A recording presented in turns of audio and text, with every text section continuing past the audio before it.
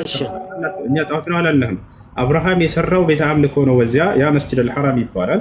አብርሃም የሰራው አምላክ ቃል ኪዳን ይዞበት ያው የሰራው እንደሆነ እያሳየሁ ነው። አምላክ ራሱ ቃል በቃል ይሄን ቤት ስራ እያለ ያዘዋል። የአምላክ ትእዛዝ ነው። በአብርሃም በኩል ቤተ አምልኮ ተሰራ ማለት ወደዚያ ሰዎች አቅጣጫ ዞሮ ሰገዱ ማለት ያንን አመለኩ ማለት አይደለም። እሺ ጣዖት አምልኮ ነው ካልከን መጽሐፍ ቅዱስ ይዛል። መጽሐፍ ቅዱስ ይዛል። አብርሃም ሙስሊም ነበር እንዴ? አብርሃም ሙስሊም ነበረ? አዎ አብርሃም ሙስሊም ነበር። ቃል በቃል ላሳየህ። አብርሃም ሙስሊም ነበር? ቃል በቃል ላሳየህ። አዎ ሙስሊም ነበር። አሳየህ አሳየህ።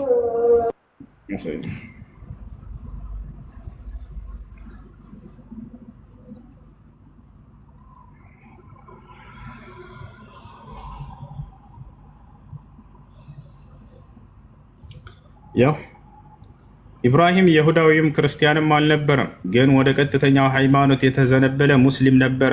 ከአጋሪዎችም አልነበረም። በጣም ጥሩ እንዳለ እሱን እንደያዝህልኝ ሱረቱ 663 ላይ ያውጣልኝ። እሺ ሱረቱ 663 እሺ እሺ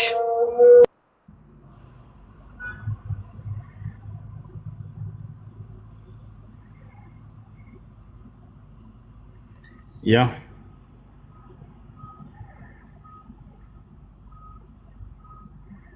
እሺ ያ ሄሎ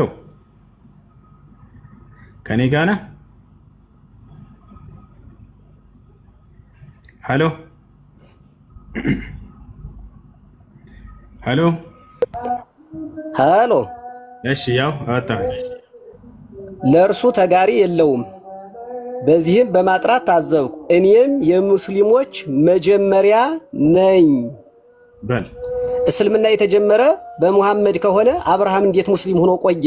እንዲህ እስከሆነ አሁን ላስረዳሽ። ተግባባን? አዎ የትም ሳንሄድ እዚሁ ከፍ እንበልና የእስልምና የማን መንገድ እንደሆነ ይንገረን ራሱ። እዚሁ ሳንሄድ የትም ሳንሄድ ያው አንዲት እርምጃ ነው ከፍ እንበለው። ያው ምን ይላል? ይሄን አንብበው።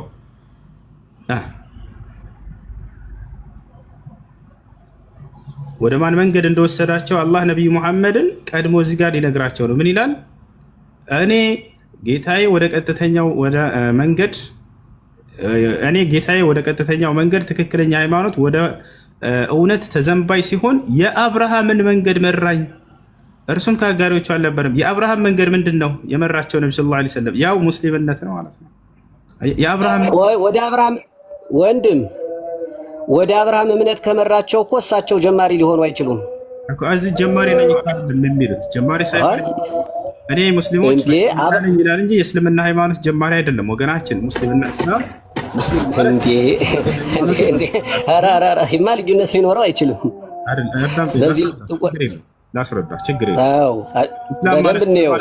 ኢስላም ማለት ነው ማለት ነው። ወደ አብርሃም እምነት ከተመሩ እሳቸው የአብርሃም እምነት ተከታይ ነው እንጂ የሚሆኑ አብርሃም ሙስሊም ከሆኑ የሙስሊሞች ጀማሪ መሆን ማለት እኮ የሃይማኖቱ ጀማሪ መሆን ማለት ነው። የሙስሊሞች ጀማሪ አይደለም የሚለው ጀማሪ አይደለም። እዚህ ጋር አሁን ከትውልዳቸው አንጻር የሙስሊም መጀመሪያ ነኝ በል የሚላቸው ምንድን ነው ከተባለ ያውና ከትውልዳቸው አንጻር ነው። ገብተዋል። አንድ ነቢይ ከተላከለት ትውልድ የመጀመሪያ ሙስሊም ነው አይደለም? አዎ የመጀመሪያ ሙስሊም ነው። አየህ፣ ከትውልዱ አንጻር። ከእርሱ በፊትስ በዚህ የታዘዘ በማን መንገድ ነበሩ ከተባለ አብርሃም ነበሩ። የአብርሃምን መንገድ መራኝ ይታያል። የአብርሃምን መንገድ መራኝ። የተመሩት ይህ አብርሃም መንገድ እስልምና ነው ማለት ነው። እርሳቸው ደግሞ ለዚህ ከሆኑ የእስልምና ጀማሪዎች አብርሃም ነው እንጂ መሐመድ ሊሆን አይችልም። የእስልምና ጀማሪ ነው አይልም እኮ ወገናችን። ኧረ በፈጣሪ ተረዳ እንጂ የእስልምና ጀማሪ አይልም ቃሉ አንደኛ። እሺ ኢስላም ማለት ሙስሊም ማለት ልዩነቱ ንገረኝ ካወቀው፣ ችግር የለውም። አንተ አንድ አድርገህ ተረድታቸው ነው። ኢስላም ማለት ምን ማለት ነው? ማለት መገዛት ነው። ኦኬ በጣም ኢስላም ማለት ለአላህ መገዛት ማጎብደድ ማለት ነው። እሺ ማለት እሺ፣ ሙስሊም ማለት ምን ማለት ነው? ተከታይ። በጣም ጥሩ። አየህ አይደለ? አሁን ክርስትናና ክርስቲያን አለ አይደለ? ክርስትና የምትለው ምንድን ነው? ሃይማኖቱን ነው አይደለ? ክርስቲያን የምትለው ደግሞ የሃይማኖቱን ተከታይ ነው አይደለ? አዎ። አሁን የክርስትና ጀማሪ የሚባልና ወይንም የክርስቲያኖች የመጀመሪያ ቢባል በዚህ ባለህበት በተላከበት አንድ ነብይ ሲላክ ጊዜ ለትውልዱ ለዚህ የዚህ ሃይማኖት የመጀመሪያ ተከታይ ይሆናል። ወጣላ አይደል? ያ ነው። ስለዚህ ነብዩ መሐመድ ሰለላሁ ዐለይሂ ወሰለም ይሄንን የአምላክን ህግና ስርዓት እስልምናን በመከተል ከተወለዳቸው ማን ነው ቀዳሚ ከተባለ እርሳቸው ናቸው። ለምሳሌ በሱረቱል አዕራፍ ላይ ሙሴ እኔ የምእመናን መጀመሪያ ነኝ ይላል። ምን ትላለህ? አብርሃም ከሃዲ ነው ማለት ነው? እነ ያዕቆብ ከሃዲ ናቸው ማለት ነው? ቆይ ጥሩ። አሁን እንትና አትበል። እስልምና መቼ ነው የተጀመረ? እስልምና ሃይማኖት መቼ ነው የተጀመረ? ፋክቱ ከአዳም ጀምሮ። መቼና በየት ነው የተጀመረ? ከአዳም ጀምሮ። አዳም ሙስሊም ነበረ? አዳም ሙስሊም ነበር። እስልምና እኮ የተጀመረ በ16ኛው ክፍለ ዘመን በአረቡ ምድር ነው። እንዴት ሊሆን ቻለ? ምንድን ነው? እሺ ሐሳቢን ችግር የለውም። በቃሽ ወደ አንተ ማስረጃ ምን ለማለቱ አሁን ለተናገረ ማስረጃማ እኮ ራሱ ቁርአኑን ነው ሪፈር አድርጌ ያቀረብኩኝ እኔ እኮ። የቱ ጋር አውጣ? በዚህ ክፍለ ዘመን ሙስሊም የሚባል የተጀመረ እኮ ሙስሊም የሚባል የተጀመረ በእሳቸው በሙሐመድ ብቻ እንደሆነ በዚህም ታዘዙ። እኔም የሙስሊሞች መጀመሪያ ነኝ። እንዲህ ከሆነማ የሙስሊሙ ጀማሪ መባል ያለበት አደም ነው እኮ። አዳም ጥሽ ይኸውልህ ከትውልዳቸው አንጻር የመጀመሪያ ሙስሊም ናቸው እያልኩ ነው። ይሄን ደግሞ በዚያ በቁርአን ላይ እየፈታህልህ ነው። ገብቶሃል አይደለ? ከትውልድ አንጻር ከአምላክ ዘንድ በቃ ችግር የለውም። በቃ ዝም እንደ አይምሮ በቁርአን አላረሩ። ከትውልድ አንጻር ሙሐመድ የአብርሃም የልጅ ልጅ አይደለም እንዴ? እኮ ስለ አብርሃም ሙሐመድ እኮ የአብርሃም የልጅ ልጅ ነው። አዎ ናቸው። ሙሐመድ የአብርሃም የልጅ ልጅ ነው እኮ። አዳምጠኝ። ይኸውልህ ከትውልዱ አንጻር አንድ ነብይ ለህዝቡ የመጀመሪያ ሙስሊም ነው። የአምላክን ትእዛዝ መጀመሪያ የሚቀበለው ነብይ ነው። የአምላክ ትእዛዝ ደግሞ ኢስላም ነው አይደለ?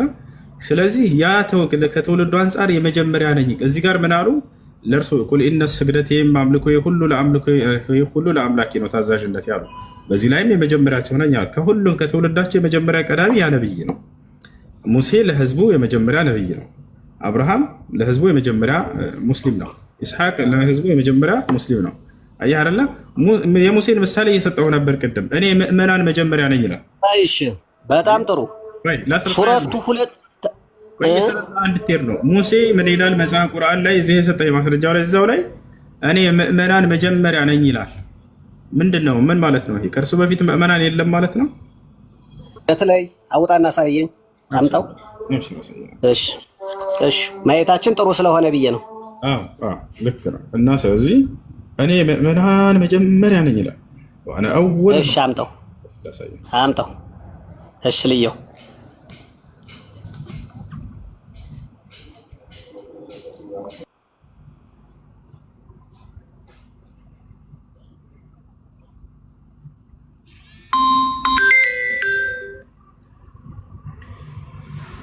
ሱረቱል አዕራፍ 144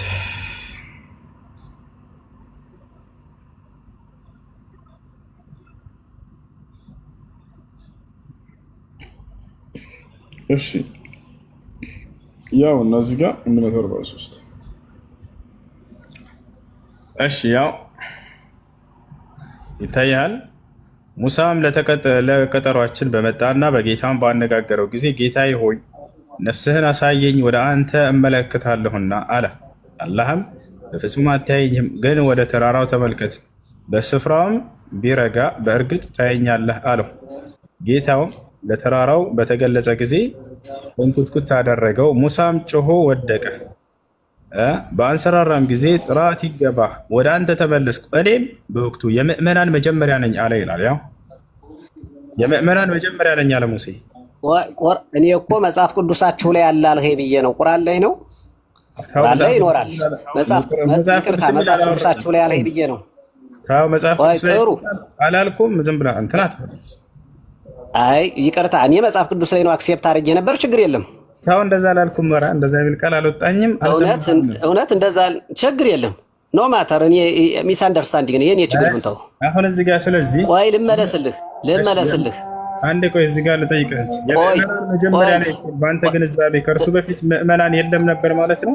ከሙሴ በፊት ቆይ በቁርአኑ እንጂ እኮ በእኛ የለም፣ በእናንተ ነው እሱ ያለ። አሁን ስለ መጽሐፍ ቅዱስ እያወራን አልነበረም? ለምን ተዋሽ?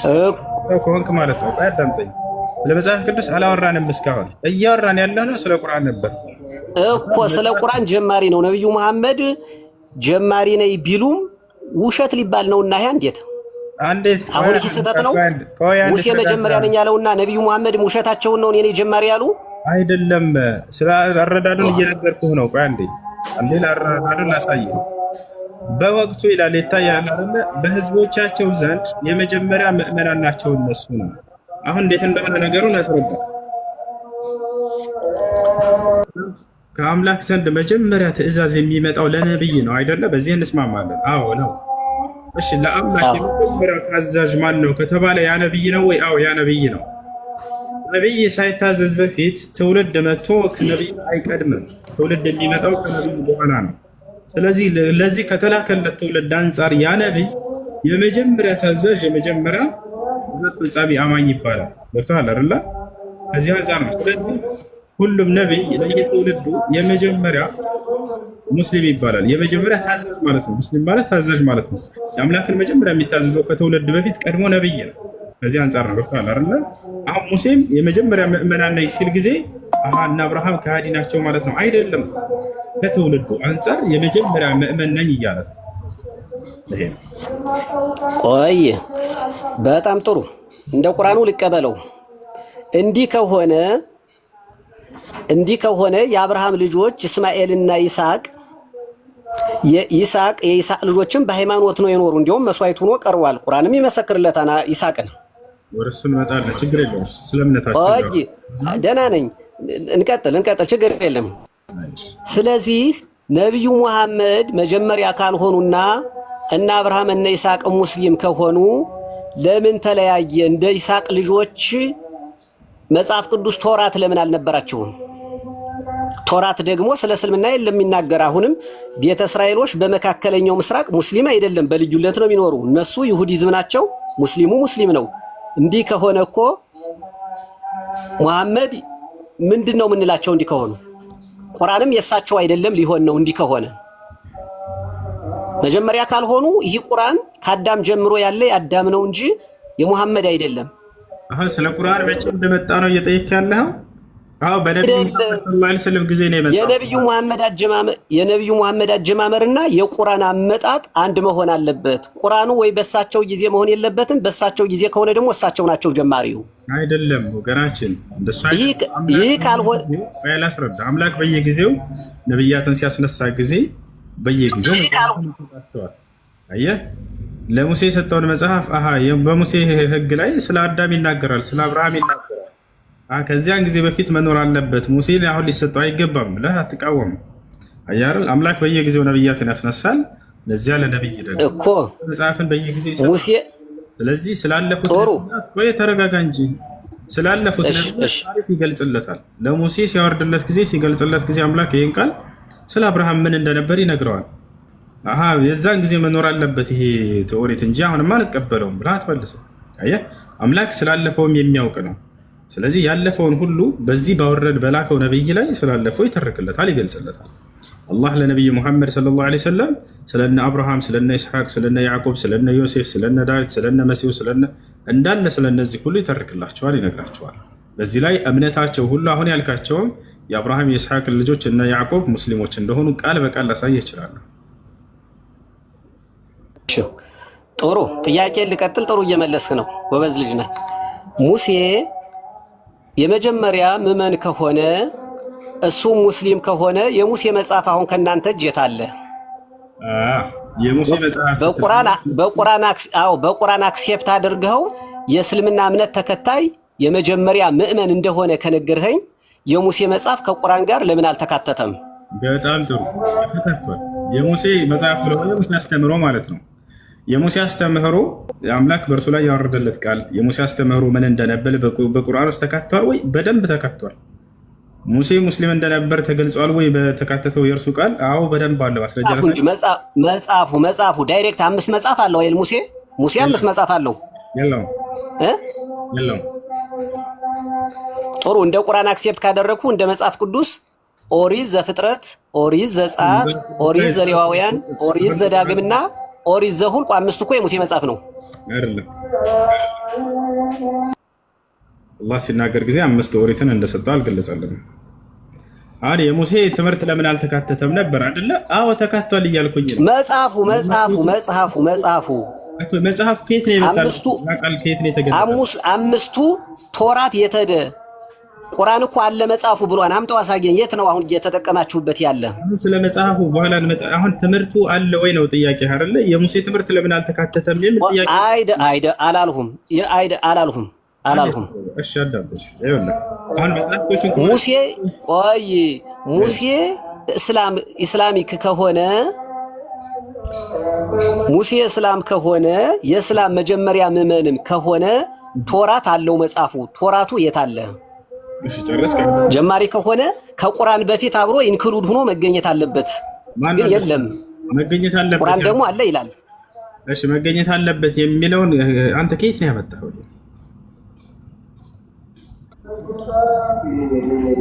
አንተ ነህ እኮ አሁን ያስተማረኝ። ሙሴ ሙስሊም እንደነበረ ካስተማርከኝ ወይኔን የሙሴ ስራዎች አካሄድ ይሄንን ያንተ ያመጣኸው አንድ ነብይ ስላለፈው ለመናገር በዛን ጊዜ የነበረ መጽሐፍ መኖር አለበት የሚለውን ማስረጃ ከየት ነው ያመጣኸው? እዚህ ማስረጃ ከመጣ ክርስትና ድምጥማጡ ይጠፋል። አንድ ጥያቄ ጠይቄህ ማለት ነው።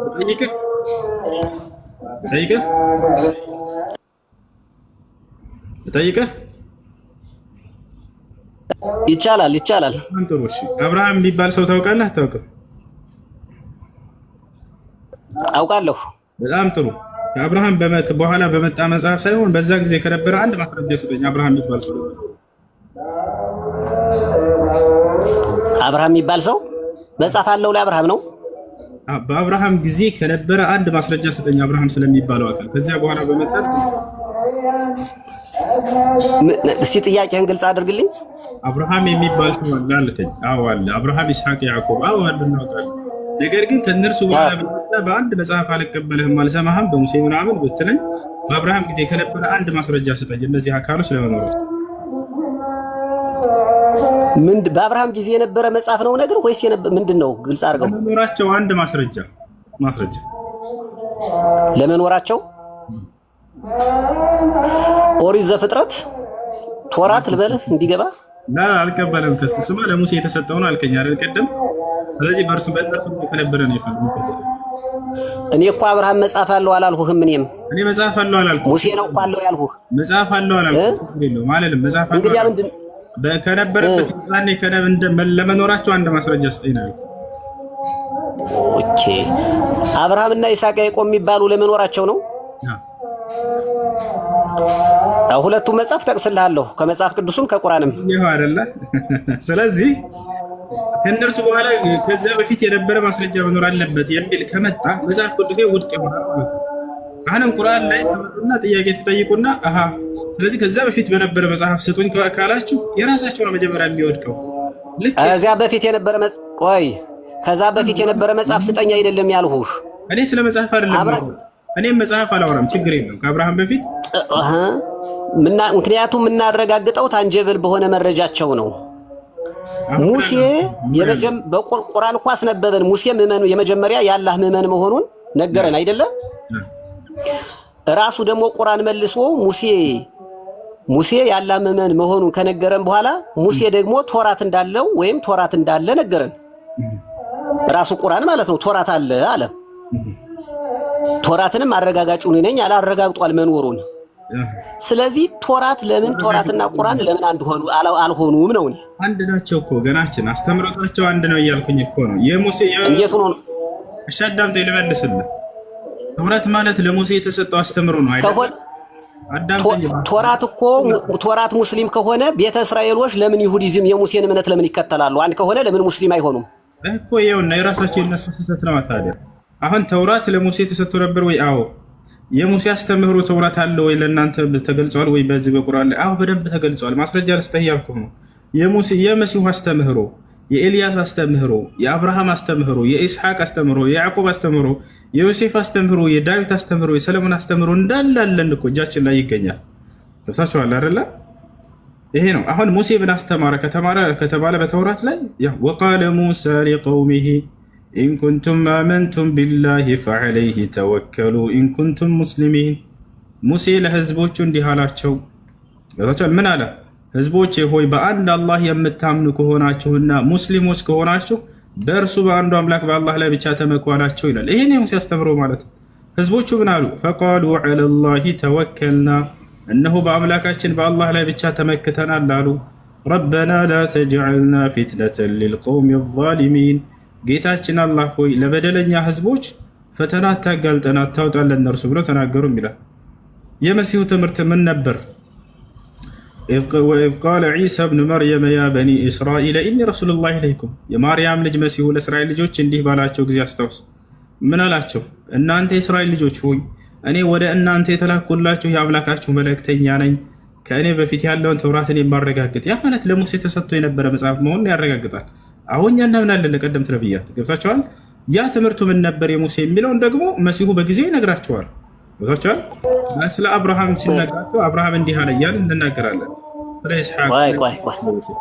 እሺ ልግባ እንደዚህ። አሁን አንተ ከቁርአን ላይ ያለ አስተምሮ ነው እየነገርኸኝ ያለህ። እኔ እኮ ምልህ አሁን ቁርአንንና ቶራትን እንጅልን አንድ አድርገን አለመያዛችን ልዩነታችን የት ላይ ነው? አሁን አንተ ሁሉን ደምድመህ ሙስሊም ነው ያልህ። እኔ ደግሞ ሙስሊም በነቢዩ አማካይነት የተጀመረ ነው።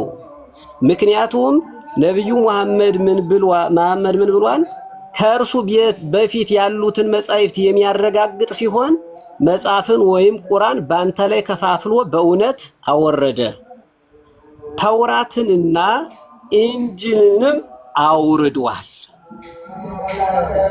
አሁን ይህን ለማረጋገጥ አይደል? መጻሕፍትን ለማረጋገጥ ሲሆን የወረደ ቁርአን የተረጋገጡት ኢንጂልና የተረጋገጡት ቶራት ወዴት አሉ? ሙስሊም መሆናቸውንስ ለምን አልነገሩንም? ጥያቄ ይሄ ነው እንጂ ከቁርአን ላይ የሙሴ አስተምሮት የአብርሃም አስተምሮት የለም ያልመሲህ አስተምሮት የለም ማለት አይደለም። ቁርአን ያረጋገጣቸው መጽሐፎች ይኸውልህ እንዴ አዳምጠኝ። አሁንም እዛው እየተመለስክ ነው። አምላክ የሆነ ነብይ ባስነሳ ጊዜ የሆነ ዘመን ላይ ስላለፈው ይገልጥለታል አይገልጥለትም? ለዚህ ነብይ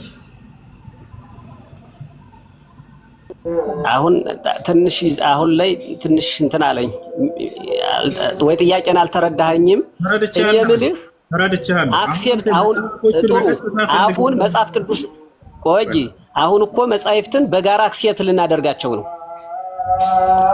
ሁሎችም ከላይ ከወረዱ ከላይ የወረደን የመቀበል ግዴታ አለብን። አንተ መጽሐፍ ቅዱስን መሰረት አድርገህ የተረጋገጠውን ለምን አትቀበልም? ሙስሊምነቱንስ በዚህ ለምን አታረጋግጥልኝም? ለምን የሙሐመድን ብቻ ገንጥለህ ያዝ? ምክንያቱም ሙሐመድ አረጋገጠው እኮ። ካረጋገጠው አንተ አክሴፕት ማታደርገው ለምንድን ነው? አረጋገጠው ምኑን ነው? አሁን እኮ ሁሉ አብርሃም፣ ሙሴ፣ ይስሐቅ ሙስሊም እንደሆኑ እኮ ልትነግረኝ ነው። አስረዳሽ አዳምጥ። ያረጋገጠ ጊዜ ሲል በቁርአን ላይ በመጽሐፍ ቅዱስ ላይ ያሉትን እነዚህ እውነታዎችን ያረጋግጣል ማለት ነው። እሺ ያሉትን እውነት ያረጋግጣል። ሌላ ቦታ ደግሞ አራሚ እንደሆነ ይገልጸዋል። እንደተበረዘ ሁሉ ይገልጻል። በውስጡ መጽሐፍ ቅዱስን ለሶስት ከፍሎ ነው ኢስላም። አንድ አዳምጥ ልጨርስ እኮ አሁን የተረጋገጠው ትክክለኛው ከእናንተ እጅ መኖር አለበት። እኛ ከበረዝነው ትክክለኛው መጽሐፍ ቅዱስ ከእናንተ እጅ መኖር አለበት አለ። በእርግጠኝነት አለ። በደንብ አድርጌ ነው ማስረግጬ የምነግርህ አለ። ያልተበረዘው አዳምጠን አንዴ እስክጨርስ ድረስ እባክህ። ያልተበረዘው ከእናንተ ጋር አለ ወይ? በደንብ አለ። የቱ ጋር ነው ከተባለ ያው ቅድም እየተናገርኩ ነበር። የሙሴ አስተምህሮ፣ የመሲሁ አስተምህሮ፣ የአብርሃም የኢስሐቅ ያዕቆብ አስተምህሮ ብሎ እነዚህን አምላክ በመጨረሻው ነብይ ላይ ገለጣቸው። ገብታችኋል አይደል? የግዴታ መጽሐፋቸውን አምጥቶ የሙሴ መጽሐፍ ይሄ ነበር ብሎ ቆይ ተረጋጋ ማስቀመጥ አይጠበቅበትም። ያንን አስተምሮታቸውን ትምህርታቸውን በዚህ በአንድ መጽሐፍ ላይ ቁርአን በተባለው ላይ ገለጠላቸው። ያው የአብርሃም ይሄ ነው ያልተበረዘው ትክክለኛ አስተምህሮ አለ። ትውልድ አስተምር አብርሃም እንዲህ ብሎ ነበር እያለ ይናገራል አምላክ። ኢስሐቅ እንደዚህ ብሎ ነበር፣ ያዕቆብ እንደዚህ ብሎ ነበር፣ ሙሴ እንደዚህ ብሎ ነበር። ያው ይሄን ሁሉ አስተምሮታቸውን ያልተበረዘውን ቃል በቃል አስቀምጠው ምንድነው አንተ የፈለግከው? አሁን ይሄንን ክፍልፍል አድርጎ መጽሐፉን ይሄ ሙሴ ነበር ይሄ እንትን ብለን እናዘጋጅላችሁ ይሄ ኢየሱስ ነበር ብለን ሌላ መጽሐፍ አውጥተን በአንድ በጥራ ዘርና ቁርአን ብሎ ጠራውና በውስጡ ላይ ይሄ አብርሃም ትምህርት ነው፣ ይሄ የሙሴ ትምህርት ነው ብሎ ያልተበረዘው ንጹህ ትምህርታቸውን አስቀመጠው። ያ ቆይ አሁን ይዘህ ትንሽ እንትን አልህ። አሁን ይዘህ የማስረጃና የመረጃ እጥረት ሊከሰት መሰለኝ። እስካሁን ድረስ አክሴፕት እያደረግኩ ነው የመጣሁኝ። በመጽሐፍ ደረጃ እኮ ነው ቁርአን የወረደ፣ በመጽሐፍ ደረጃ ነው። አስተምሮት የሚባለው ከውስጥ የምናገኘው ነው። በጥቅል በህይወት ዶክሜንትነት እኮ መጽሐፉ ነው የሚያዝ የወረደው በቃል። ይኸውልህ አሁን እኮ ሁሎችን ሙስሊም ናቸው ወደ ማለት ወደ አንተ ልስማማልህ ነው። ስስማማልህ ግን ምን ነው ማለት ያለብህ አንተ? አሁን እኔ ጋር ሙስሊምነትን ተስማማልህ ሳይሆን ለምትጠይቀው ጥያቄ በምትጠይቀው መሰረት እየመለስኩልህ ነው። ገብቶሃል አይደለ? አሁን በመጽሐፍ ደረጃ ነው አልከኝ። ለመሲሁ የሰጠኝ ነው የሚለው አይደል? ነቢያቶች ይሄ ቃል ተናግረዋል። ያን ቃል በመጽሐፍ ላይ ያሰፍሩታል። ገብቶሃል አይደለ? ያስተምህሩትን ማን ያወረደላቸው ይሄን ቃል የገለጠላቸው ከተባለ ያ አንዱ አምላክ ነው። ኢና አውሐይና ኢለይከ ከማ አውሐይና ኢላ ኑሕን ወነቢይነ ሚን ባዕድ ይላል። ወአውሐይና ኢላ ኢብራሂም ወኢስማዒል ወኢስሐቅ ወያዕቁብ ወልአስባጥ እያለ ይነገራል። ሙሐመድ ሆይ እነሆ ዛሬ ለአንተ ቃሌን ገለጥኩልህ፣ ከዚህ በፊት ለኖህ፣ ለአብርሃም፣ ለኢስሐቅ፣ ለኢስማዒል፣ ለያዕቁብ፣ ለሙሴ፣ ለመሲሁ ስገልጥ እንደነበር እያለ ይናገራል። አየህ፣ ለእነርሱ ሲገልጥ በነበረበት መንገድ ለነቢዩ ሙሐመድ ሰለላሁ ዐለይሂ ወሰለም ገለጠላቸው፣ ቃሉን ሰጣቸው። በዚህ ላይ ያልተበረዘ የነቢያት ትምህርት ምን ነበር የሚለውን ሲገልጽላቸው ጊዜ ሙስሊሞች እንደነበሩ እነ አብርሃም፣ እነ ሙሴ፣ እነ ኢየሱስ ገለጸ ማለት ነው። ሙስሊሞች ናቸው ብሎ ይናገራል። ይሄ ነው። ሁሴን አንዴ ይቅርታ፣ እኔ ከፍጡር በኋላ ታስገባኛለህ። አሁን ስራ እየደረሰብኝ ይቻላል። ያው ፎሎ አድርጌታለሁ። በኋላ ቆይ አንዴ ጥያቄ አንዴ ልጨምር። የምትገባ ከሆነ ትገባለች፣ ችግር የለም። እሺ፣ ቁርአኑ ሲወርድ አንድ ዶክሜንት ነው። ሊያረጋግጠው የተዘጋጀው ዶክሜንት ሌላ ነው። የተዘጋጀው ቶራትም ሌላ ነው፣ ኢንጅልም ሌላ ነው። ተቀላቅሎ ወረደ ነው የምትለኝ? አሁን እኮ ሲመጣ ከኛ ዘንድ ያለውን ቀድሞ ተጽፎ የተቀመጠውን ዶክሜንት ያን ሪትን ሪራይት ሊያደርግ ወይም ጀስቲፋይ ሊያደርግ ቁርአን መጣ። አንተ የምትለኝ አሁን ከቁርአን ጋር ተጠቅሎ የመጣውን በቁርአን ውስጥ ያለውን ስነ ጽሁፍ እያነበብክ ይህ ማለት ነው የምትል። ቁርአን እኮ የሚለው ቁርአንን የስመጣ ላረጋግጠው የተፈለገ ዶክሜንት ሂር ከዚህ ከመሬት አለ ይሄንን ክሮስ ቼክ ላደርግ ነው። እነዚያ መጻሕፍቶች አሉ። እነዚህ መጻሕፍቶችን ራይት ላደርጋቸው ነው፣ ላረጋግጣቸው ነው ከሆነ አረጋግጦ ኢመርጅ ለምን አልሆነም? ይሄ ብቻ ጥያቄ የተያዘ ነው። መጽሐፉ የብቻ ነው። ቁርአኑ ሲመጣ ክሮስ ቼክ የሚደረግበት ቶራት ከዚህ አለ። አንተ ምትል ግን ቁርአኑ መጣ በቃ እዚሁ አበቃ ነው። ቁርአኑ እኮ የመጣ ለቼክአፕ ነው እንጂ ፐርማነንትሊ ራሱን እንደሚችል አልመጣም። እንዲያውም እሺ የሚናገረው እሱ የመጣ ለሁለቱ ነው እንጂ አልመልስልህ። ቁርአን ሶስት ባህሪ ያለው፣ አንደኛ አረጋጋጭ የሚል አንተችን ብቻ ስለያስካት ነው። አሁን ሁለተኛ አራሚ የሚልም ባህሪ ያለው። ስለ ተውራትና ስለ ኢንጂል ከተናገረ በኋላ አላህ ስለ ኦሪትና ስለ ወንጌል ተናግሮ ያርማቸዋል ይሄ ቁርአን ብሎ ይገልጸዋል። አየህ አይደለ? አንተ አረጋጋጭ ነው ሙሰዲቀን ሊማ በይነ የደይህ የምትለውን ብቻ ወሰድካት። ያለፉትን የሚያረጋግጥ ማረጋገጥ ማለት ምን ማለት ነው ታዲያ? አራሚ ማለት ምን ማለት ነው ወደሚለው ስንመጣ ጊዜ በውስጡ የሚገኙትን እውነታዎች ያረጋግጣቸዋል፣ በውስጡ የሚገኙ ስህተቶችን ያርማቸዋል። ቁርአን ወአንዘልና ኢለይከ ልኪታበ ቢልሐቅ ሙሰዲቀን ሊማ በይነ የደይህ ምን ልኪታብ ወሙሀይሚነን ዐለይህ፣ እነሆ በአንተ ላይ ደግሞ ይህን ቁርአን አወረድኩ ካለ በኋላ ያለፉትን የሚያርም ብሎ ይገልጸዋል። አራሚ ነው። ይሄ ራይት ነህ፣ ይሄ ኤክስ ነህ ብሎ ያርማቸዋል ያለፉትን ማለት ነው። አየህ አይደለ? የሚያረጋግጠው ምንድን ነው ከተባለ በውስጡ የሚገኙ እውነታዎች። ቆይ አንዴ ልጨርስልህ። እንደ ምሳሌ ስጠቅስ ነበር። እንደ ምሳሌ ሙሴ ነቢይ ነው የሚል ባገኝ መጽሐፍ ቅዱስ ላይ አረጋግጠዋለሁኝ። አዎ እውነት ነው። ይሄ ጌታ ሰው ሙሴ ምን ብሎ አስተምሯል? እስራኤል ሆይ ስማ ጌታ አምላካችን አንድ ጌታ ነው ብሎ አስተምሯል። ኔትወርክ ሊያስወጣኝ መሰለኝ። እሺ አንዴ ልጨርስ። አብሽር። ስለዚህ በልሽ ትንሽ ቀጥል። ኔትወርክ መሲሁ ሙታንን አስነስቷል የሚል ባገኝ መጽሐፍ ቅዱስ ላይ ብለን እንመሰክራለን። አያችሁ አይደል?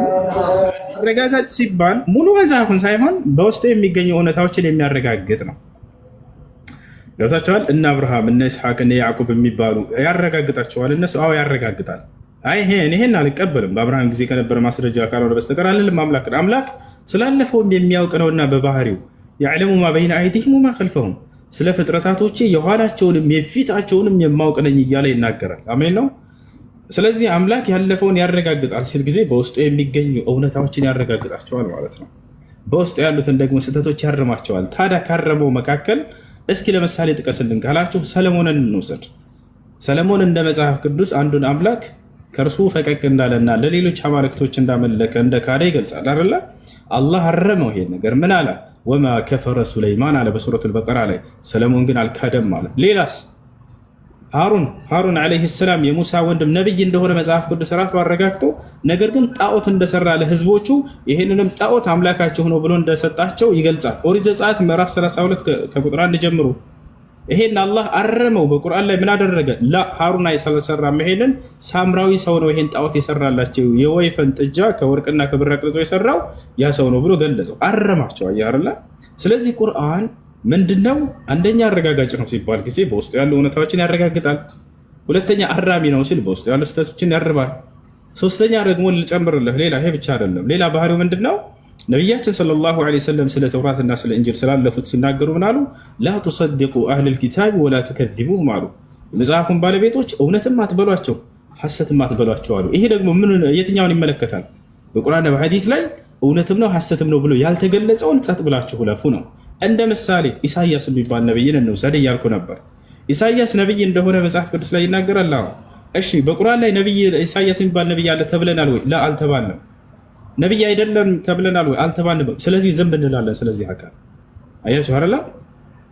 ላ ነቁል ኢነሁ ነብይ ወላ ነቁል ኢነሁ ለይሰ ቢነብይ፣ ነብይም ነው አይደለም ምን አንልም፣ ዝም እንላለን። አጽድቆልን ሙሴን ቢሆንስ ነብይ ነው ብዬ አጸድቃለሁ። ሙሴ ነብይ ነው ብሎ ስላረጋገጠልኝ ቁርአን ማለት ነው። አየህ አይደል? ይሄን ይመስላል። እና ስለዚህ እናንተ አረጋጋጭ የሚለው ብቻ ሳይሆን ጥሩ ቆይ አሁን የግለሰቦችን ህይወት ነው የነገርኸኝ እንጂ ይኸውልህ እኔ እኮ መሰረታዊ ይዘት እየመጣሁ ያለሁኝ የት ላይ በምን ምክንያት ነው የተለያየን? እኛ ሙሴን ነብይ ነው ብለን አምነን እንቀበላለን። አብርሃምን፣ ይስሐቅ፣ ያዕቆብን እንቀበላለን። እናንተም ትክክለኛ ናችሁ ብላችሁ ከተቀበላችሁ ቁርአንም ቶራትንና እንጂልን ካረጋገጠ አንድ አድርገን አንድ መሆን ነው እንጂ የሚቻል ቶራት የተረጋገጡትን ቶራትንና እንጂልን ጥለን ቁርአንን ለመያዛችን አመክንዮአችን ምንድን ነው? በዛውም ላይ ቅድም የተነሳንበት ጭብጥ እንዳይጠፋን ነው። ሙሐመድን የኔ ጀማሪው ካለ ሌላ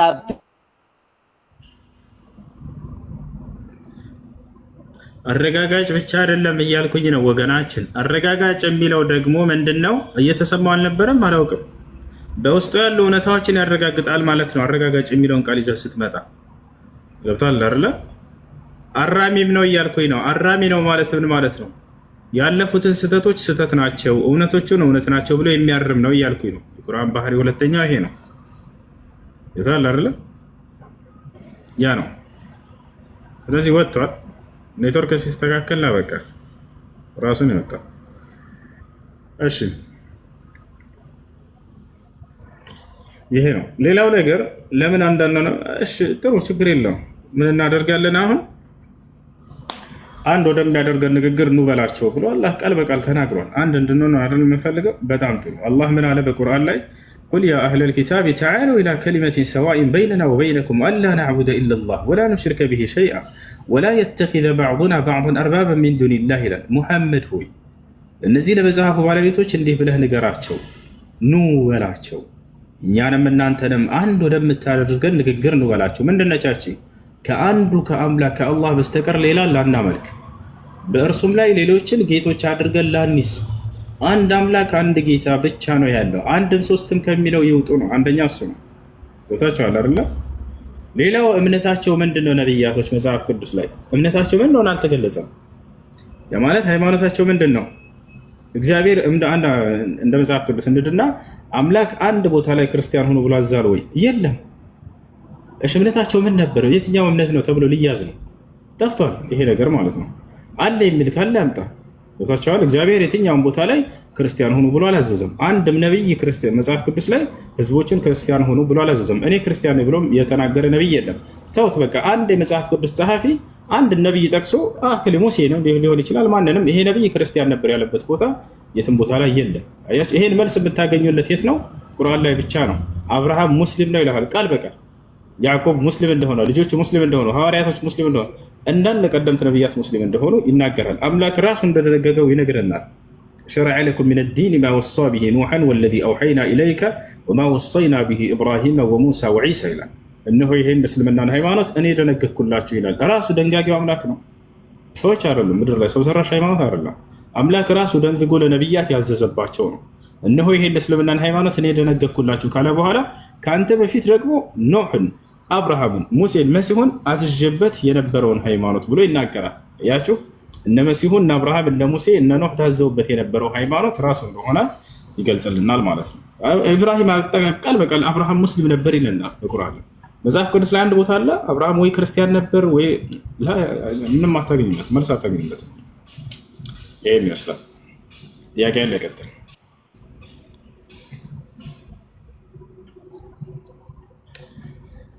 ጥያቄ ያለ መቀጠል ይችላል።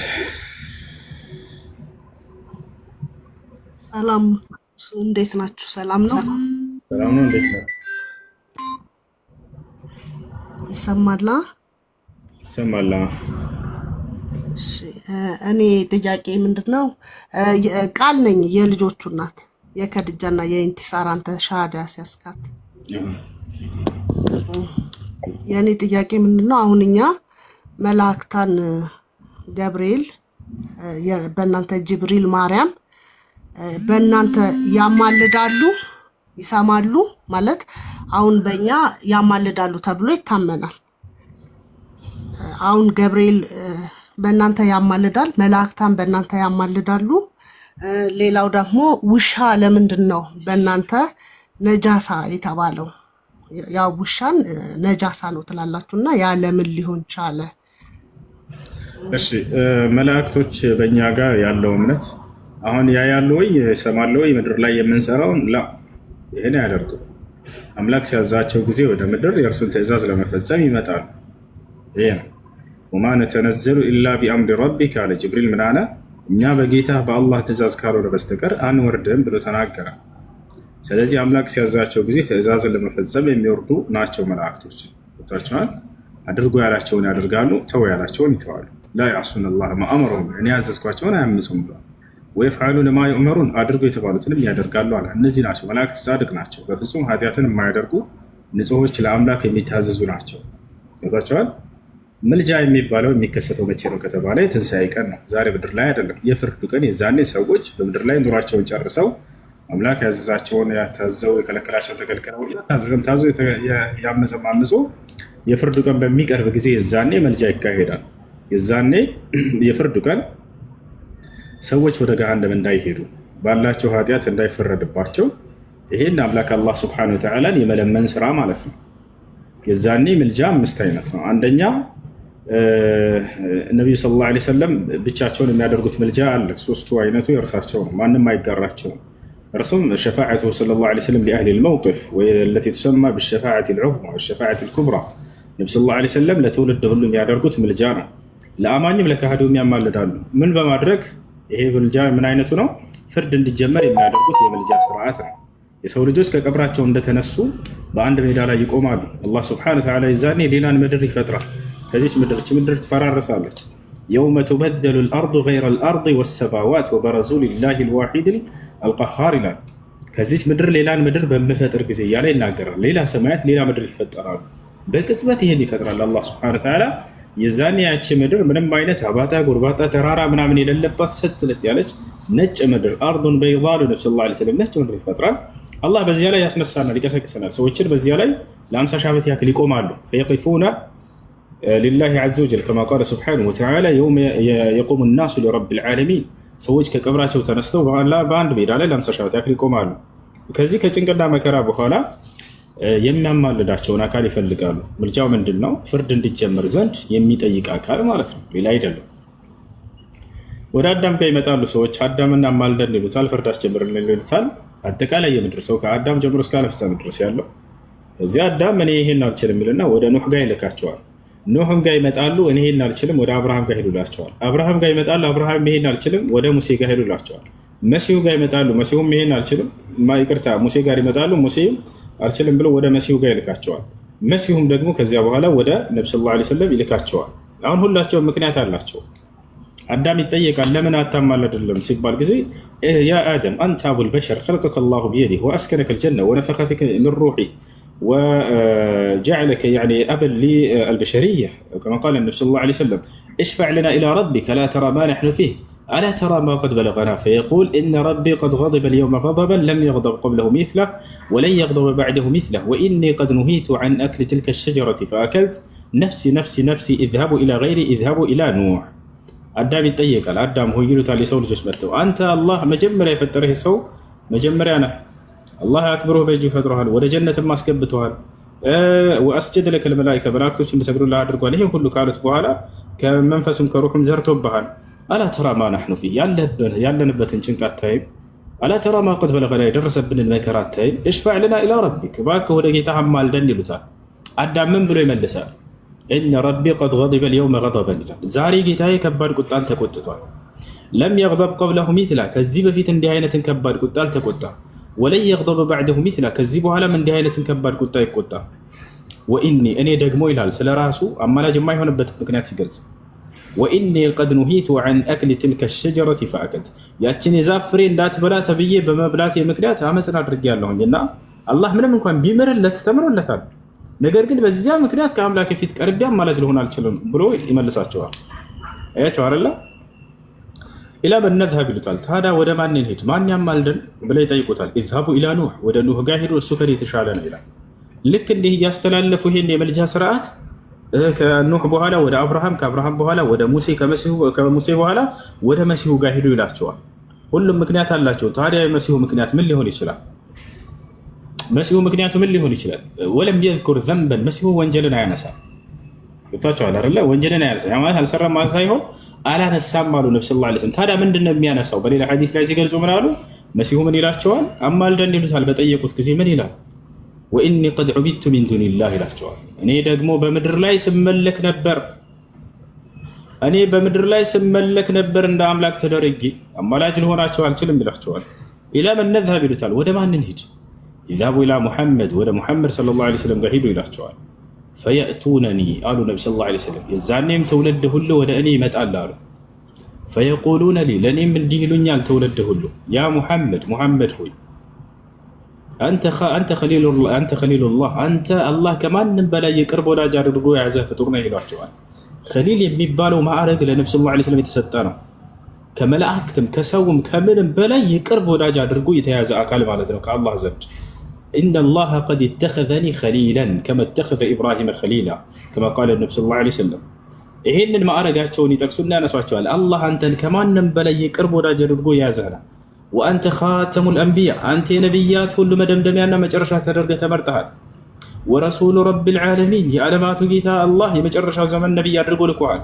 እሽፋዕ ለና ኢላ ረቢክ እባክህን ወደ ጌታ ሄደህ አማልደን። አላ ተራ ማ ነሕኑ ፊህ ያለንበትን ጭንቅ አታይም? አላ ተራ ማ ቀድ በለገና የደረሰብንን መከራ አታይም? እሽፋዕ ለና እባክህ አማልደን ይሉታል። ነቢ ሰለላሁ ዐለይሂ ወሰለም ምን ብለው ይመልሳሉ? አነ ለሃ ሶስት ጊዜ ምን እላለሁ አሉ። እኔ ለዚች ምልጃ አለሁ፣ አብሽሩ ይሏቸዋል። ثم انطلق አሉ። ከዚያም ይሄዳለሁኝ አሉ። ይራመዳሉ፣ ማንም ያልደፈረውን ቦታ ይሄዳሉ። ወአቀዑ ሳጅደን ሊረቢ ዐዘ ወጀል ለጌታዬም ለአላህ ሰጋጅ ሁኜ በግንባሬ እደፋለታለሁ አሉ። ሄደው ቀጥታ ጥያቄያቸውን አያቀርቡም። ያ ጀማዓ ዝም በከንቱ አይደለም። አሕመድ የተባሉት አመስጋኙ ማለት ነው። ጌታውን ከማንም በላይ ያመሰገነ ማለት ነው። ወዳው ይሄድና ወድቃለሁ፣ ስጁድ አደርጋለሁ ለጌታ ነው።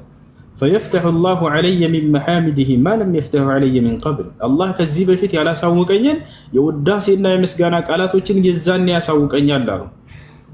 ፈአሕመዱሁ ወእስኒ ዐለይህ በጣም አመሰግነዋለሁኝ አወድሰዋለሁም በስጁዴ ላይ አሉ። አያችሁ፣ ይሄ የዱዓ ስርዓት ነው፣ አዳብ ነው። አምላክን ስጠይቅ አምላክ እንዲህ አድርግልኝ ተብሎ አይጠየቅም። መጀመሪያ ስለዋለልህ ጸጋ መስግነው፣ የእርሱን ማንነት ግለጽ። አንተ አምላክ ይሄ ሁሉ የክብር ባለቤት ነህ፣ ሁሉን ከገለጽክ ምን ካልክ ይሄን ሁሉ ጸጋ ውለህልኛል ካልክ በኋላ የዛኔ ጉዳይህን ጠይቅ። ነብዩ ሰለላሁ ዐለይሂ ወሰለም ወዲያው ሂደው አይጠይቁም። አምላኬን አመሰግነዋለሁ አወድሰዋለሁ ረጅም ስጁድ ያደርጋሉ። በዚያ ላይ ይጠይቁታል ጌታዬ አላህ ሆይ ለሰው ዘር ሁሉ ፍርድን ጀምርለት ብለው ይለምኑታል። ለአማኝም ለካህዲም ነው ጀማዓ ይዛኔ የሚያማሉት ያው ፍርድን ጀምርለት ብለው ለሁሉም እንዲጀምር ያደርጋሉ። ወታቻ ከዚህ አላህ መልስ ይሰጣቸዋል። ያ ሙሐመድ ይላቸዋል። ሙሐመድ ሆይ ኢርፈዕ ረእሰክ ራስህን አንሳ ከስጁድ ወሰል ቱዕጣ የፈለግከውን ጠይቀኝ ይሰጥሃለሁ። ወሽፈዕ ቱሸፈዕ አማልድ ከኔ ፊት መልጃም ተቀባይ ነው ያንተ ይላቸዋል። ፈአርፈዑ ረእሲ አሉ ራሴንም አነሳለሁኝ አሉ። ከዚያ ምን ተብለዋል? የፈለግከውን ጠይቅ ትሰጣለህ ተብለዋል አይደል? ስለማን የሚጠይቁ ይመስላችኋል? የፈለግከውን ጠይቀኝ ዛሬ እሰጥሃለሁኝ ሲላቸው ጊዜ ስለማን የሚጠይቁት? ደረጃህን ጨምረው የኔን ምናምን ላላላ አይደለም። ያ ረቢ ኡመቲ ኡመቲ ኡመቲ ተመልከት። ጌታዬ ሆይ ስለ ትውልዶቼ ስለ ኡመቶቼ ነው የምጠይቀህ፣ ስለ ህዝቦቼ። ይሄ ነው እውነተኛ ፍቅር ያ ጀማ። በጭንቅና በመከራ ጊዜ የፈለግከውን ጠይቀኝ ላደርግልህ ሲባሉ ጊዜ ስለ ትውልዶቼ ነው የምጠይቀህ አደራህን ጌታዬ አምላክ ያላህ ብለው ይናገሩታል። ከዚያ በኋላስ ወሽፈዕ ቱሸፈዕ አማልድ መልጃህ ተቀባይ ነው ይላቸዋል። ትውልድን ሁሉ ፍርድ ጀምርለት ይላሉ። የዛኔ ይጀምራል። የዛኔ አጠቃላይ አማኝም ከሃዲም ከአደም ጀምሮ እስከ ዓለም ፍጻሜ ድረስ ያለ ትውልድ ሁሉ መጥቶ ከእግራቸው ስር ያመሰግናቸዋል። አላህ ይሄን ቃል ገብቶላቸዋል በቁርአን ላይ ሲናገር ወሚነ ሌይሊ ፈተሀጀድ ቢሂ ናፊለተን ለከ ዐሳ አን የብዐሰከ ረቡከ መቃመን መሕሙዳ ይላል። የምትመሰገንበትንም ቦታ ላስነሳህ ቃል ገብቼልሃለሁኝ ብሎ ቃል ገብቶላቸዋል በቁርአን ላይ። ፈየሕመዱሁ ልአወሉነ ወልአኺር የመጀመሪያውም የመጨረሻውም ትውልድ ሁሉ እንዳለ ያመሰግናቸዋል። ለዚህም ነው ስማቸው ሙሐመድ የተባለው ምስጉኑ ማለት ነው።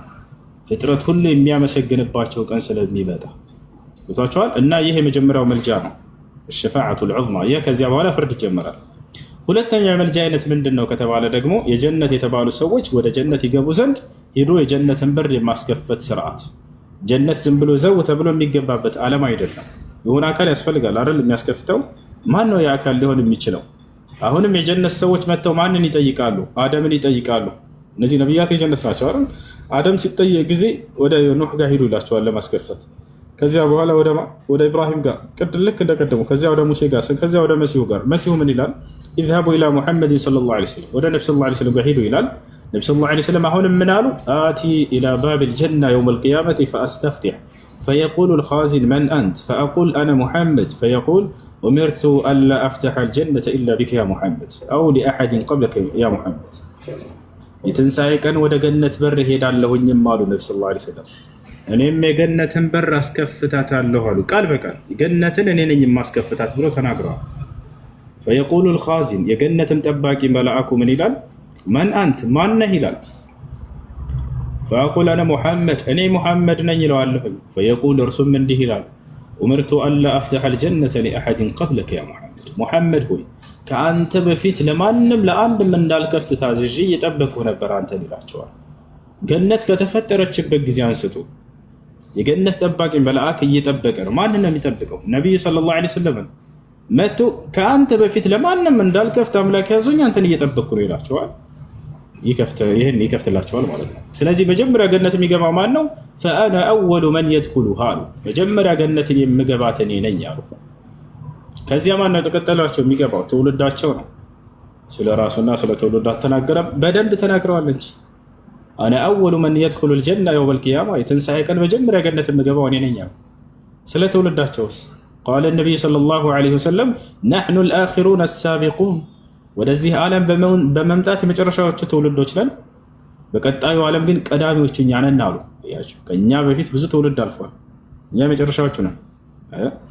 ነገር ግን በቀጣዩ ዓለም ደግሞ ቀዳሚዎቹ እናንተ ናቸው ብለው አብስረውናል፣ ተናግረዋል። እና ይህ ነው ሁለተኛው ምልጃ፣ የጀነት ሰዎች ጀነት እንዲከፈትላቸው የማድረጉ ስርዓት ነው። ሶስተኛው ምልጃ ደግሞ ሸፋዓቱሁ ሰለላሁ ዐለይሂ ወሰለም ሊዐሚሂ አቡ ጣሊብ ነው፣ እሱ ነው። ከዚህ ውጭ ባለው ምልጃ ላይ ግን ነቢያቶችም መላእክቶችም ይጋራሉ። አላህ እድል ይሰጣቸዋል። ገብታችኋል አይደል? ምን እንዳደርጉ ለትውልዶቻቸው እነዚህ ነቢያቶች ከትውልዳቸው ኃጢአቱ ለበዛበት አካል እንዲያማልዱ በሩን ይከፍትላቸዋል። ስለዚህ ሙሳ ከህዝቡ ኃጢአት በጣም የበዛበት ሰው ካለ ያማልድለታል፣ ይለምንለታል። ዒሳም ልክ እንዲሁ ለትውልዱ፣ አብርሃምም ልክ እንዲሁ ኢብራሂም ዓለይሂ ሰላም፣ ሁሉም ነቢያት ከትውልዶቻቸው ከመልካም ስራቸው ከኃጢአታቸው ያመዘነባቸው የበዛባቸውን ሰዎች በዚህ በኃጢአታቸው እንዳይቀጡ ይለምኑላቸዋል። አልአንቢያ የሽፈዑነ የውመል ቂያማ ነቢያት ብቻ ነው ወይ? አይደለም። መላእክቶችም ያማልዳሉ። መላእክቶችንም አላህ ጻድቅ ናቸው ኃጢአትን አላደረጉም እና ለእነዚህ ሰዎች እንዲለምኑ በሩን ይከፍትላቸዋል። መላእክቶችም አምላካችን አላህ ሆይ ለእነዚህ ለምእመናን ምህረት አድርግላቸውና ገነትህን ለግሳቸው ብለው ይጠይቃሉ። አላህ ስብሐነሁ ወተዓላ የዛኔ ለእነሱም በሩን ይከፍትላቸዋል። ይህን ለማድረግ ግን ዛሬ ገብርኤል አንተ አማልደኝ ማለት እንችላለን? አይቻልም። ይሄ ፍርዱ ቀን ነው የሚሆነው። ያንን ማን እንደሚያገኝ አምላክ ገልጿል። በዚያ መሰረት መገኘት ነው እኛ የሚጠበቅብን። ነቢ ሰለላሁ ዐለይሂ ወሰለም ተጠየቁ። አቡ ሁረይራ የተባለው ታላቁ ሰሃባ ምን አላቸው? ቃለ አቡ ሁረይራ ረዲየላሁ ዐንሁ ያ ረሱለላህ መን አስዐዱ ናሲ ቢሸፋዓቲከ የውመል ቂያማ ቃለ ነቢ ሰለላሁ ዐለይሂ ወሰለም መን ቃለ ላ ኢላሃ ኢለላህ ኻሊሰን ሚን ቀልቢህ። ከሰሃቦች መካከል አንዱ ሰሃባ አቡ ሁረይራ የተባለው ጠየቀ፣ አንቱ የአላህ መልእክተኛ ሆይ ታዲያ የትንሣኤ ቀን የእርሱን ምልጃ በማግኘት እድለኛ የሚሆነው ማንኛው ሰው ነው አላቸው። ነቢ ሰለላሁ ዐለይሂ ወሰለም ምን አሉት? መን ቃለ ላ ኢላሃ ኢለላህ ኻሊሰን ሚን ቀልቢህ፣ ከልቡ ጥርት ባለ መልኩ እነሆ ከአንዱ አምላክ ከአላህ በስተቀር በእውነት የሚመለክ አምላክ የለም ብሎ የመሰከረ ሰው ነው ብለው ተናገሩ። ያሹ አንድ አምላክን አላህን በብቸኝነት የተገዛ በእርሱ ላይ ቅንጣትን ያላጋራ ለዚህ ሰውዬ የዛኔ የትንሣኤ ቀን ምልጃን ያገኛል። ገብቷቸዋል አይደል? በእኛ ላይ የሚጠበቅብን ይሄን ማድረግ ነው። አንዱን አምላክ በብቸኝነት ተገዝተ በእርሱ ላይ ቅንጣትን ሳታጋራ ከሞትክ የዛኔ ይሄን ምልጃ ከሚያገኙ ትሆናለህ ማለት ነው። ይሄ ነው። እሺ ሌላስ? ምእመናኖች ለምእመናኖች እንዲያማልዱ በሩንም ይከፍትላቸዋል። ገብቷቸዋል አይደል? ሐሰን አልበስሪ የተባለው ታላቁ ዓሊም ምን አለ? ታላቁ ሰለፍ من كبار التابعين استكثروا من الأصدقاء الصالحين فإن لهم شفاعة يوم القيامة. መልካም ጓደኞችን አብዙ ለእነርሱ ምልጃ አላቸውና የትንሣኤ ቀን አለ። እንዴት ነው ይሄ ከተባለ የትንሣኤ ቀን ሰዎች ወደ ጀነት ግቡ በሚባሉ ጊዜ በምድር ላይ አብሮት ሲሰግድ ሲጾም የነበረ ሰው ምናልባት ኃጢአቱ በጣም የበዛበት ሰው ዘግይቶ ያያል። እንዴ የት አለ ጓደኛችን አብሮን ሲሰግድ ሲጾም የነበረው ብለው ይጠይቃሉ። አላህ ስብሐነሁ ወተዓላ ይነግራቸዋል። እነርሱ በኃጢአታቸው ምክንያት ዘግይተዋል ይላቸዋል። ከዚያ ይለምናሉ። እነርሱም ጌታችን አላህ ሆይ ካነ ዩሰሊ መዐና ወየሑጅ መዐና ወየሱሙ መዐና ፈግፊር ለሁ ያ ረብ፣ ጌታችን አላህ ሆይ ይህ ሰው ከኛ ጋር ሲሰግድ ነበር ሲጾም ነበር እባክህን ምህረት አድርግለት ብለው እንዲለምኑ በሩ ይከፈትላቸዋል። ከዚያ በኋላ ሂዱና ጓደኞቻቸውን አምጧቸው ይላቸዋል። ይህን በቁርአን ላይ ቃል በቃል አላህ ቁርአን ላይ ሁሉ ተናግሯል። እዛቸዋል እንደሚመጡ ፈለይሰ ለሁ ልየውመ ሃሁና ሐሚም ወላ ጠዓሙን ኢላ ሚን ገስሊን እያለ ይነገራል። የሚያማልዱላቸው ጓደኞች እንደሌላቸው ከሃዲያኖችን እየነገረ ለአማኞች ደግሞ ጓደኞች እንዳሏቸው እንደሚያማልዱላቸው እንደሚለምኑላቸው ይናገራል ማለት ነው። ሌላው ህፃናት ልጆች ልክ እንዲሁ አያቸው አይደለ? እነዚህ ህፃናት ልጆች ኃጢአት የለባቸውም። ህፃን ሆኖ እናትና አባት የሞተባቸው ካሉ እንዳያዝኑ እነዚህ ልጆች የትንሣኤ ቀን አማላጅ እንደሚሆኑላቸው ተገልጿል። ህፃን ልጅ ኃጢአት የለበትምና ወስቢያን የሽፈዑነ የውመል ቂያማ አሉ ነቢ ሰለላሁ ዐለይሂ ወሰለም። ህፃናት ልጆች የትንሣኤ ቀን ያማልዳሉ አሉ። እንዴት ነው የሚያማልዱት? ዩቃሉ ለሁም እድኹሉል ጀነ፣ አላህ ገነትን ግቡ ይላቸዋል። ፈየቁሉን ያ ረበና ላ ነድኹሉል ጀነተ ሐታ የድኹለ መዐና አባኡና ወኡመሃቱና፣ ጌታችን አላህ ሆይ ወደ ገነት የምንገባው እናትና አባቶቻችን ጋር ከሆነ ነው ብለው ይናገራሉ። ከዚያም አላህ ሂዱና ወላጆቻችሁን አምጧቸው ብሎ ያዛቸዋል። ነገር ግን እዚህ ቦታ ላይ ወላጆቻቸው ከሃዲ መሆን የለባቸው። ቅድም እንዳልኩት የሸፋዓ መስፈርቱ ምንድን ነው? አንድን አምላክ በብቸኝነት የሚገዛ በእርሱ ላይ ቅንጣት የማያጋራ ሰው መሆን አለበት። እንደዚያ ከሆነ እነዚህ ልጆች የሄዱና ወላጆቻቸውን ይዘው ይመጣሉ፣ አብረው ይገባሉ። ታዲያ ወደ ገነት በሚገቡ ጊዜ ልጆችና አባቶች እኩል እድሜ እኩል አካል ይዘው ነው የሚገቡት። ልጅ እንደሆነ ህፃን እንደሆነ አይገባም። ገብታችኋል አይደል? ቅድመ አያትህ ጋር እኩል ሆነህ ነው የምትገባው። የጀነት ሰዎች ወደ ጀነት ሲገቡ ጊዜ እኩል ማንነት ነው ይዘው የሚገቡት። አንድ ትልቅ ትንሽ የሚባል የለም። ቃል ነቢ ሰለላሁ ዐለይሂ ወሰለም የድኹሉ አህሉል ጀነት አልጀና ወሁም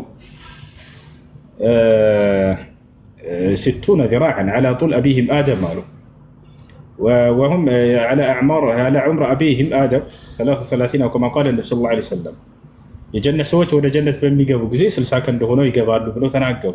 አያችሁ 30 ሜትር ልክ አደም መጀመሪያ ጀነት ሲገባ በነበረበት ቁመት ማለት ነው። በዚያ ይገባሉ። እድሜያቸውም ልክ እንዲሁ በአንድ ሐዲስ ላይ 33 ዓመት ሆኖ እንደሚገቡ ተናግረዋል። ወይን ካነ ፊህ መቃል ለባዕድ አህሊ ልዕልም እና ይሄን ይመስላል። እንዳጠቃላይ ምልጃ የሚለው የዛን የሚካሄድ ነገር ነው። በዚህ መሰረት ነው የሚሆነው። እሺ ሁለተኛው ጥያቄሽ ምን ነበር? ነጃሳ የተባለው የውሻ ነጃሳነት። ውሻ ነጃሳ ነው ወይ በእስልምና? ላ ውሻ ነጃሳ አይደለም። እንዳደነግጡ። ውሻ ነጃሳ አይደለም። ከውሻ የሚነጅሱ ነገራቶች አሉ ነው የሚባለው። ልክ ሰው ነጃሳ ነው አይደለም? ሰው ነጃሳ አይደለም።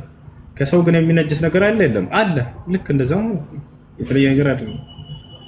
ከውሻ የሚነጅስ ነገር አለ። አዎ። ምኑ? ሽንቱ፣ ካካው፣ ልጋጎ ወይም ለሃጩ፣ እንዲሁም ደግሞ ደሙ ይነጅሳል። ከሰውስ? አዎ፣ ከሰው ልክ እንዲሁም ሽንቱ፣ ካካው፣ ደሙ ይነጅሳል። አያችሁ አይደል? ይህ ነው እና ስለዚህ ውሻ በቆዳው ዝም ብሎ ቢነካቸው ይሄ የሚነጅስ አይደለም። ነገር ግን ልጋጎ ወይንም ሽንቱ፣ ካካው፣ ደሙ እነዚህ ይነጅሳሉ። እሺ፣ ስለዚህ ውሻ ይነጅሳል ሳይሆን ከውሻ የሚነጅሱ ነገራቶች አሉ ነው። እሺ፣ ሌላ ጥያቄ አለ? ቀጥል።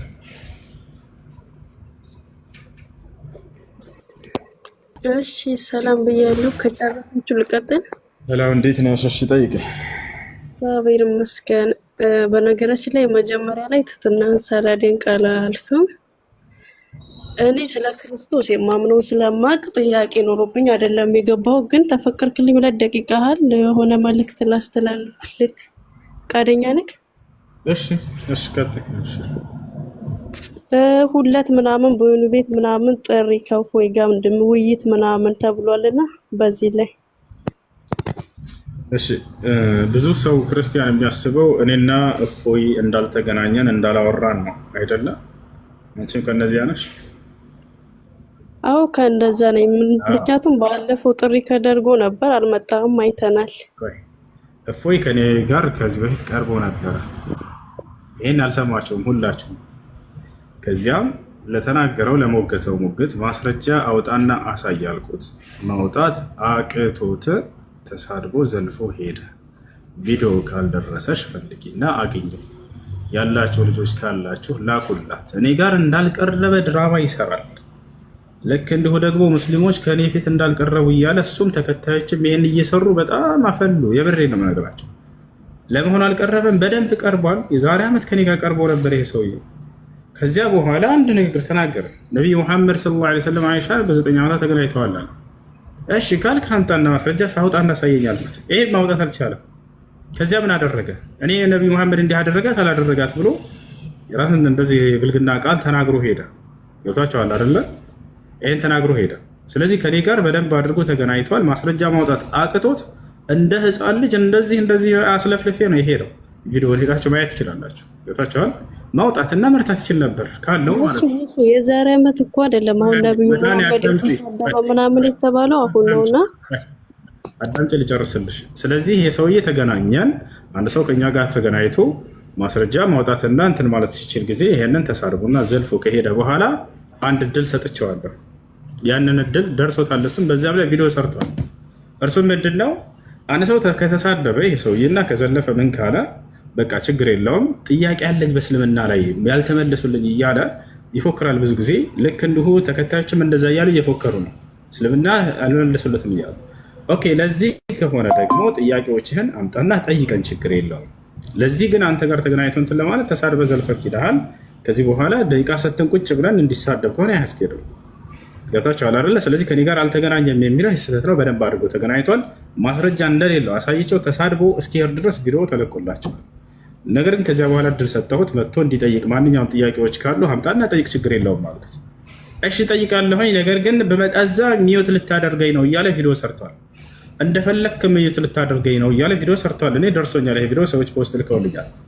አሁንም እናገራለሁኝ፣ ከዚህ በፊትም የዛኔም ተናግሬያለሁ። ይሄ ለጠየቁ ልጆች እኔ ሚዩት አላደርግህም። እየሰማህም ከሆነ ተደብቆ ሊሰማ ይችላል።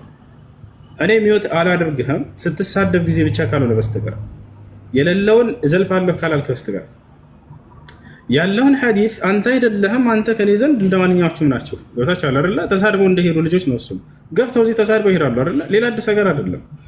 መተህ አድሚን አደርግሃለሁኝ፣ ወላሂ ላዚም አድሚን አደርግሃለሁ። አንድ ሰው ኮሜንት ላይ ከተሳደበህ ብሎክ እንድታደርግ ስልጣንን ሁሉ አሳልፌ እሰጥሃለሁ። ገብቶሃል አይደለ? እኔ ትንሿ ላይ እሆናለሁኝ። ይሄ ሁሉ ቃል እየገባሁልህ ነው። አንተ ትልቁ ላይ ሆነህ እዚያ የምታወራውን እዚህ ጋር አውራ። አድሚን እሰጥሃለሁ።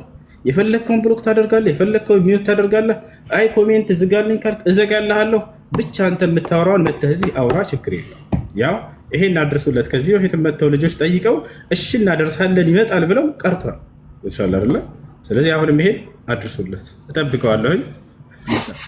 እሺ አንዴ ማለት ነው አንተ ራስ ቤት እንጂ አሁን እሱ እኮ የራሱ ቤት አይደለም እንተና ቤት ነው የኑ ቤት ነው ማለት ነው። ጥሩ የተደረገና የፈለጋችሁትን ሶስት እዛችሁ መታችሁ ምናምን ያለውና እዚህ ቤት ካልሆነ ሌላ ቦታ ሄደም እንትን ማለት አትችልም ማለት ነው። ሌላ ቦታ ትሄደም ከራስ ቤቶች ግን ይኸው ከዚህ በፊት ቀርበን ተሳደበ ዘለፈ እያለሽ ነው። ከተሳደበ ማለት ነው ውሱ የምነግርን ነገር ከተሳደበ ከቁርአን ውጭ ከሆነ ያን ሁሉ ነገር ያወራው እኛ ራሱ ፎይ ለህግ እንዲቀርብ ከእናንተ ጎን ነን ማለት ነው። ይቅርታ ጠይቋል ሁሉ ስድብ እንደሆነ አምኖ ይቅርታ ጠይቋል ሁሉ የሆነ ቪዲዮች አለሁኝ ከኔ ጋር የቀረበውን መሐመድ እንዲል አድርገው ብሎ የተናገረው ነው አምን እንደዚህ ይሄን ተናግሯል። አየሽ ስድብ እንደሆነ ያምናል ያውቃል። እናንተ ግን ሆን ብላችሁ ምን ትላላችሁ? አይ ያለው ነው የተናገረው ትላላችሁ። ላ አይደለም ያሄን ያውቃል እሱ ራሱ። ስለዚህ አሁን ምን ያደርጋል? አንዴ ከኔ ጋር የመነጋገርን እድል አግኝቶ ነበር አላወራሁም እያለ እየሰከሳቸው አውቆ እየተጫወተባቸው ነው። ከኔ ጋር በደንብ አውርቷል። ማስረጃ አውጣ ብቻ ነው ያልኩት። ተሳድቦ ሄዳል። ገብቶሻል አይደለ? እንደዚህ ከሆነ ደግሞ ችግር የለውም። እኔ እድሉን አልዘጋብህም። እስልምና ላይ ጥያቄ አለ የምትል ከሆነ ናና ሁሉንም ጥያቄዎችን በስነ ስርዓት አንተ በምትፈልገው መንገድ እዚህ መታህ አቅርብ አልኩት። ገብቶሻል አይደለ? ምንም እኔ አልበላውም አልገለውም። ገብቶሻል አይደለ? አድሚን እዚህ አድርገዋለሁኝ። ከዚያ በኋላ ቁጭ ብዬ አዳምጣለሁኝ። በዚያ ላይ የሚናገረውን ብቻ ነው እርማት ብቻ የምሰጠው። ያስተምር በቃ እዚህ ገብቶ ወላሂ ያስተምር። ግን እዚህ ጋር መጥቶ የሚያወራው ሁሉ እንደሌለ እኔ አሳይቻቸው ነው የምልካቸው። የምሬ ነው ማለት የሚያወራው ሁሉ ውሸት እንደሆነ ማለት እና ይሄ ነው። ለማንኛውም ይሄ መልእክት ደርሶት እሱ ሚዩት ስለምታደርገው ይባል እኔ አያደርግህም ብለሽ እና እንደምንም ደፍረህ ሁሴን ፊትን አቁም እና ይሄ ነገር አውራ በይው። ይሄን ይመስላል። ስለወጣሽ እናመሰግናለን። ጥያቄ ያለ ይጠይቅ። ማንኛውም ከእርሱ ጋር የሰማችሁት ነገር ካለ መታችሁ እዚህ ጠይቁ። እዚህ ጋር መታችሁ ጠይቁ። አይ